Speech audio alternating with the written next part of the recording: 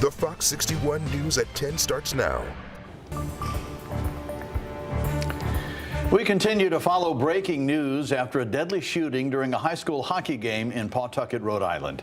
Thanks for joining us for the Fox 61 News at 10. I'm Brent Harden. And I'm Annette Montgomery. Investigators now say the shooter targeted their family members. Now, here are three things to know right now. 3 people, including the shooter, died. 3 others are still in the hospital tonight, all in critical condition.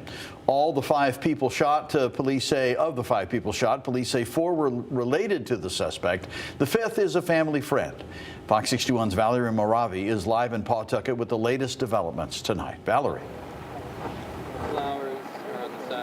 That's right, Brent. Well, the city of Pawtucket is still feeling the pain on what was supposed to be a happy moment for seniors and their families. Now, 24 hours after the shooting, the Pawtucket police chief confirmed that the 2 victims killed were the suspect's ex-wife and adult son.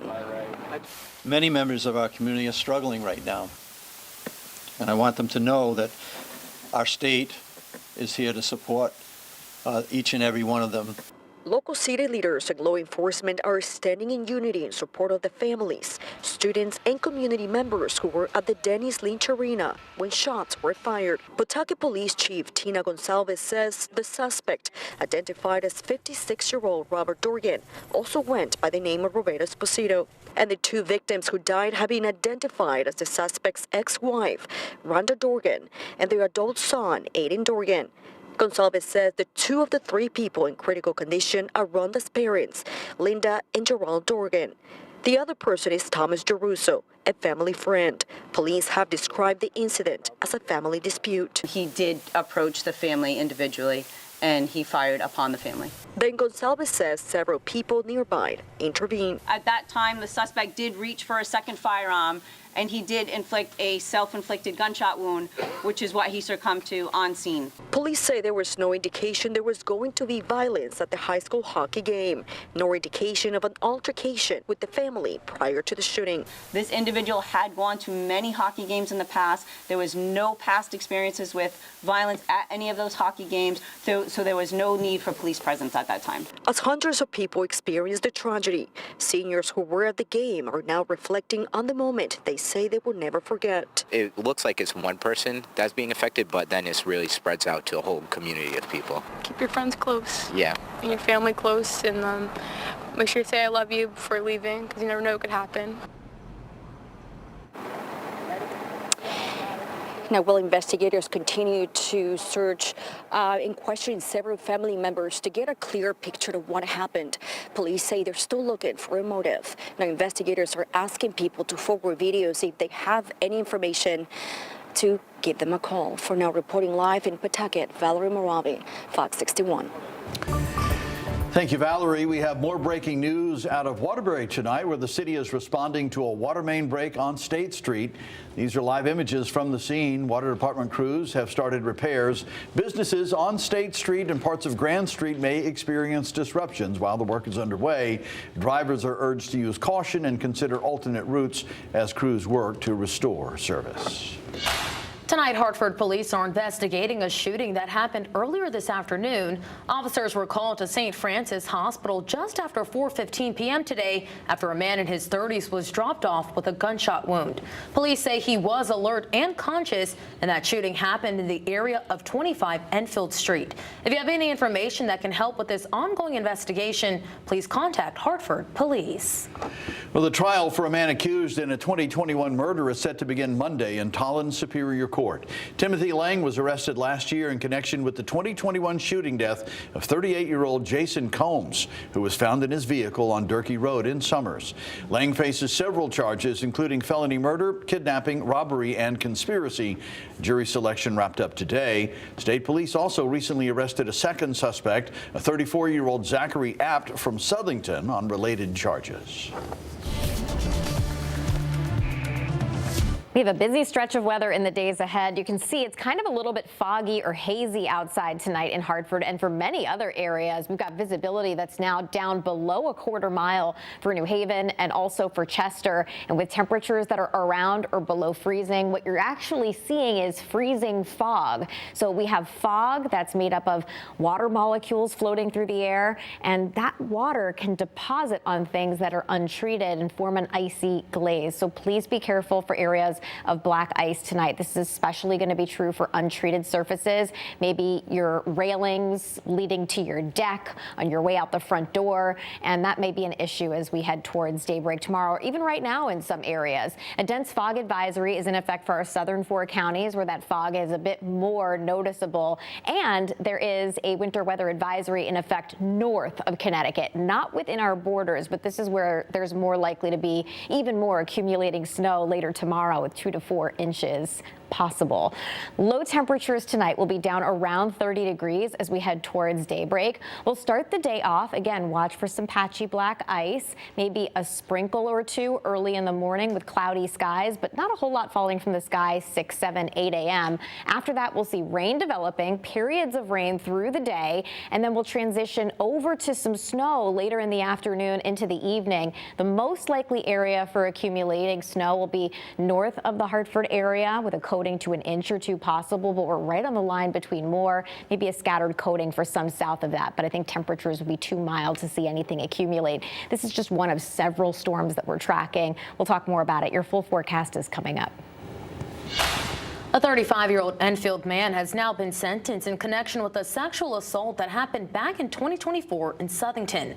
A judge in New Britain sentenced Jeremy Figueroa Jarena to 30 years in prison, but it's suspended after 20 years served, followed by 25 years of probation. Prosecutors say he sexually assaulted a woman at a Southington motel, then assaulted her and restrained her in a vehicle. A jury found him guilty of first-degree sexual assault, multiple violations of a protective order, unlawful restraint, and third-degree assault. A fire forced 7 people out of their Hartford home this morning. Thankfully, nobody was hurt. Firefighters were called to a multifamily home on New Britain Avenue just after 9 a.m. And when firefighters got there, they say there was an active fire on the 3rd floor. Crews say they put the fire out quickly. The city's fire marshal is investigating the cause. And the Connecticut Lottery headquarters in Wallingford closed abruptly today because they say they received a letter that contained an unknown powder-like substance. Authorities tell us there were no hazardous materials inside. No one was hurt. The CT Lottery Claims Center will reopen tomorrow. The city of Meriden temporarily shut down its internet service today after what officials described as an attempted service interruption. City leaders say the move was preventative, taken to protect the system, while IT staff conduct a full review to determine what happened. Officials say emergency services are not affected, but some non-essential services may be limited. Tonight's city council meeting was postponed. Well, today, the iconic civil rights leader, Reverend Jesse Jackson, died at the age of 84 in Chicago. For decades, his voice was heard across the country, including right here in Connecticut. He made his mark in New Haven, particularly on Yale's campus 23 years ago. Fox 61's Tim Latow shares what Jackson's time in the city looked like.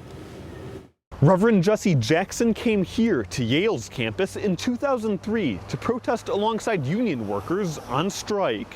For him to come and stand beside the workers, it meant everything. You know, it meant that they heard us because they had someone that was going to magnify the situation. More than 2 decades later, Roxanne Chavez still remembers the day renowned Reverend Jesse Jackson came to Yale University. He held a rally for clerical, dining hall, and maintenance workers who were on strike. Save the family. Put America back to work. That was September 1st, 2003. Jackson was the first of 18 people at the rally to be arrested and charged with disorderly conduct after they blocked traffic. What was most striking to those he advocated for that day was his patience and persistence. As long as it takes, as they say, one more day, and until they crack. And to this day, Chavez recalls the time when there were wide gaps in racial equality before the Civil Rights Act. I was born in the 50s, and growing up, I was kind of not really aware of what was going on until my mother sat down and talked to me about these things. From a young age, Chavez's greatest champions in life were Dr. Martin Luther King Jr., John Lewis, and Jackson. They're all gone now, but the difference they made is infinite. Jesse Jackson, to me, is the last of the heroes. Yale graduates Senator Richard Blumenthal and Lieutenant Governor Susan Bisowitz, then in other political offices, were among those who marched with Jackson that day in September 2003. In New Haven, Tim Lateau, Fox 61. Thank you, Tim. After a town council meeting just hours ago, concerns are mounting among renters at the concierge apartments in Rocky Hill. Tenants say they've been exposed to asbestos, mold, and poor air quality. Fox 61's Kate Pattyfoot has the latest on these new developments. Renters expressed through handwritten notes to the town council that they feel extremely vulnerable during this time. Some have been out of their apartments since January 30th. Tuesday night's town council members deemed what is happening at the concierge apartments a tragedy. We have thousands of residents here who have been living in undignified conditions. It has to stop. Asbestos, mold, and poor air quality are some of the new concerns on top of a handful of existing issues. During Tuesday's meeting, renters spoke and wrote about what they are experiencing and the concerns they have. Residents continue to face ongoing financial strain. Utility providers such as Eversource and Cox continue billing for electricity, internet, and cable services that residents cannot use while displaced. This is not a small incident. This is a matter affecting public health, safety, and basic living conditions. Bonnie Torres' son rents at the apartments, and she has questions on how it got so bad. Her son has lived there just under a year and has documented a number of issues like in this video. You know, the dirty HVAC system, he happens to be an HVAC, so he's well aware of that too. And you know, the mold, the asbestos, the mildew, all those things. And on top of that, there's people I know that live there with the dirty water that hasn't been tested yet. Council members discuss what else needs to be done so renters can get back into their units. I heard a repeated question is, you know, how are we going to know we're safe, right? And if I was in that situation, I don't think I'd want to move back in, you know, until I was fully guaranteed I was good. Yeah. And I'm already mad about being there prior. Correct. I think a big component of that is that it hit the scope of this hit a threshold where they're not just cutting the check, insurance money is cutting the check. The State Department of Public Health is overseeing the asbestos removal. Mayor Alan Smith says one more building may be open for re-entry Wednesday, which would bring the total to 3. Council members want concierge and JRK executives to give an in-person update at the next town council meeting to tenants and council members. In Rocky Hill, Kate Pattyfoot, Fox 61.